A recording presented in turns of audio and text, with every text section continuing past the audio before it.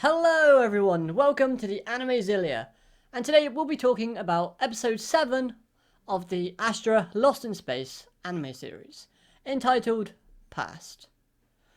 This week's episode was one of history and very, very unfortunate circumstances for the Astra crew. As we start off with everyone being suspicious of Charles as he admits to being a transfer student that transferred in on the 1st of July. A short time before the trip began, which one of the crew members does state that it makes him very suspicious in being the traitor, since he transferred in so soon to the events. And this is the reason as to why he apparently wasn't in any biological lessons with Ares, because apparently none occurred before the 4th of July, being the trip, and to where he kind of transferred into. We also get revealed to the fact that Charles is from a noble family, in the Vixter royal quarters. This turns out that the Vixter royal quarters is the only place on Earth within the Astra series that has kings and nobles residing. It's also said to be the reason as to why Charles doesn't want to talk about himself. Maybe he just doesn't want people to treat him differently. Maybe he doesn't like his family, which seems to be more realistic reason as we see towards the end of the flashbacks that we get. So then, we get a trip down to Flashbackville, as we learn that after a brutal 2-month war that effectively destroyed all of civilization, a new world government was established that helped to unify the world once more. The nations were abolished and lands were reorganized into districts, leaving one small district reserved for the New World's king to rule directly, this being the Imperial District of Vixter. The people who live in Vixter have excess technological advances forbidden. So basically, they live in a world where they're not allowed to have much technology, and they're kind of olden fashioned style kind of items and tools that they've got to use to help them. So that seems like a pretty interesting concept, and something I'd like to be elaborate on a little bit more. But alas, it wasn't. But we do also learn that over time, people associated Vixter with being like a fairy tale because of its atmosphere, making it into a somewhat of a tourist attraction. And it's also worth noting that we're told that the king is said to be a mere figurehead, and all of the political power still resides within the world government. And the district of Vixter, well, is split into two by a great wall, where commoners live separately from the nobles. And if you're a commoner and you go into the noble area without a permit, then there's going to be dire consequences for you. Anyhow, enough of history, as we see Charles's memories as him and a young girl named Seira sneak into the noble area, as Seira is a commoner and Charles is a noble.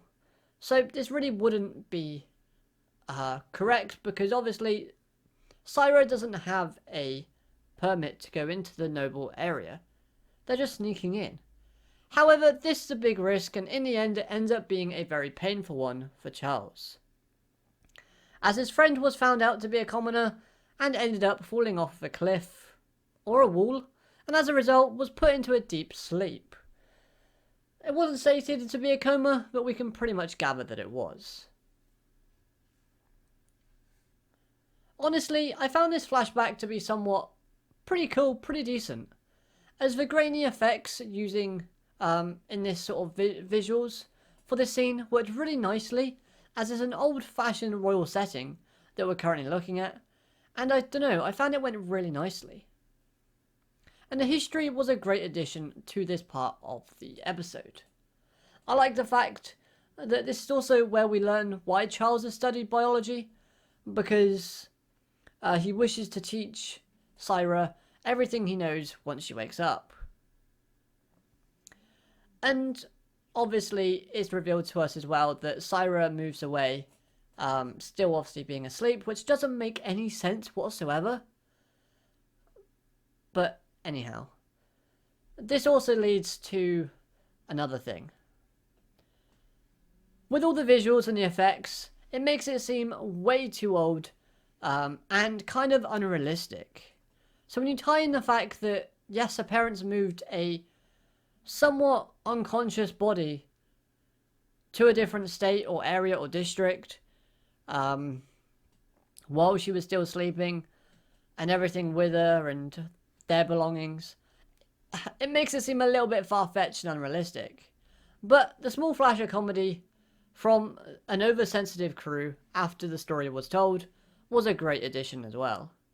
So it leaves us to speculate a little bit more and just leaves that little question as to, is everything that Charles says true? Now then, Seira appears to resemble Ares a lot, much in appearance, and the fact that Charles mentions that she's a lot like Ares. So, what is up with that? Is there still more to the story that we haven't been told? I wonder. Anyhow, planet number 4. And boy oh boy, what a death trap this turns out to be. First, the planet doesn't rotate. So one side is extremely burning hot, and the other is deadly freezing cold. The only safe haven is the center, where neither all meet. And then electrical zappy things in the sky take down birds, and the Astra has to avoid it. Trees that can grab things and manages to grab hold of the Astra, resulting in it losing left navigation. However, this entry towards the planet was great, as it shows off Zack's talents when it comes to flying and controlling the Astra. Yes, the Astra is broken after this, however, but if not for Zack, the crew would be dead. And he does also do the, "Ah, yeah," phrase, which I just loved as well. Great addition. We have Uruga do that last week, and I loved it as well. Now, in a hopeless situation where it looks like the crew will have to live on this planet forever, or until help arrives, 3 characters, in my personal opinion, showed great characteristics. Firstly, Quiltrine. We all know her to be a bit over the top, but she's the only one who acts like they should after being told that they will have to live on this death trap of a planet with a slim chance of returning home. Her emotions were fantastic, and credit to her for refusing the easy route of waiting in the stasis chamber aboard the Astra until someone comes along and helps. She wants to stay with everybody, but at the same time she wants to go home. She's breaking down in tears because she has all these dreams, all these stuff she hasn't achieved yet, and she was so happy because they started to make their way home, and suddenly she's told she's not able to go home. And you know what? Her emotions and her reactions were brilliant. I loved the characteristics shown from Quiltrine in this episode. They were great. Next, Uruga. He acts like the voice of reason, even helping to get Kanata back on track in acting like a captain, like Kanata should be. By stating some of the survival tips that Kanata uses, reminding everyone that yes, the situation is bad, but we must stay calm and keep moving forward. He even tells Luca that everyone is just putting up a front, and they're not able to come to terms with the fact that despair is coming over them, and everything that they've worked for has been for nothing. But everyone is trying to push forward, and even though the Uluga looks like he's kept together and is well maintained, he too is feeling the effects ever so slightly. So for me, that's great characteristics, and I love the fact that he does that, making Uluga a better character in my opinion, just showing off the traits that he's got. And again, Zack, for reasons like I've already mentioned, but again, he's calm, cool and collected, and all in all, he's just had a great episode in terms of showing off his attributes. So then the interesting thing happens towards the end. Another ship is found, and it's in bad shape, But a few questions arise. Why is it there? A message for help? From who? And a new female character is found in the stasis chamber aboard this ship. The ship seems to resemble the Astra, but it's not quite. It's slightly different and has like a older model or something. And to finish off, I mentioned that there was a new female character that was found in the stasis chamber. Which, speaking of, what a big oof move by Carnota by waking her up, as she clearly was waiting to be rescued for 12 years. And he wakes her up knowing that his crew can't help her or rescue her. So, I don't know, I kind of thought that to be a bit rash thinking from Carnota. And again, a big oof on his part. Because she's going to be absolutely peed off with him once she finds out, you know, that, hey, we woke you up after you've been asleep for 12 years. Sorry, we can't actually help you. We're just, you know, doing this because we can. Sorry. But anyway, this episode was great because it was very informative. We got given a lot of information. We had some great animation and a few good character moments. And it seems like there's a massive problem that hasn't been resolved yet.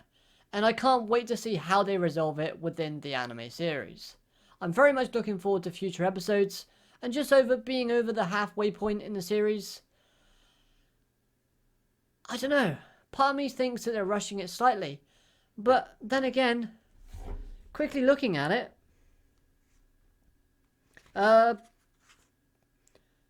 yeah, the Astra Lost in Space Volume 3 basically finishes before they arrive on this new ship.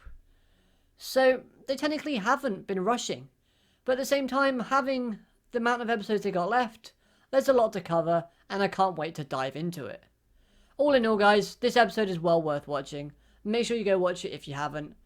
And if you've enjoyed, let me know your thoughts on this episode down in the comment section below. I hope you've all enjoyed this review. If you have, again, remember to smash that like button. Hey, if you're new to this channel, subscribe so you never miss a video from me. And until next time, I hope you have an amazing day, and I'll catch you all next time. Bye bye for now.